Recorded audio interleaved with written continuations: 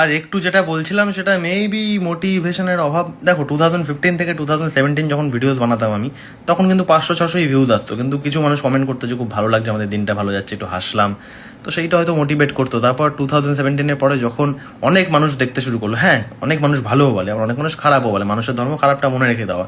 আর যখনই এই খাতা পেন নিয়ে জাজ করতে বসা হয়, তখনই সেটাকে কাজ মনে হয়, আর কাজ মনে হলে মানুষ কাজ থেকে দূরে পালায়। তো কমেন্টে নতুন ভিডিও কখন আসছে, ভিডিও আসছে না কোনো, এইটা যেমন বলো, সেরকম মোটিভেশনের জন্য মাঝে মাঝে বলে দিও যে তোমার ভিডিও দেখে আমরা হেসেছি। মানে আমি সব কমেন্ট পড়ি, সমস্ত ইউটিউব কমেন্ট পড়ি, সমস্ত ইনস্টাগ্রাম কমেন্ট পড়ি, একটা কমেন্টও বাদ যায় না যেটা আমি পড়ি না। তো সেইটা মানে হেল্প করতে পারি। মানে আমি নিজে মাঝে মাঝে ইনসিকিউর ফিল করি যে আমার তো না থাকলেও কি।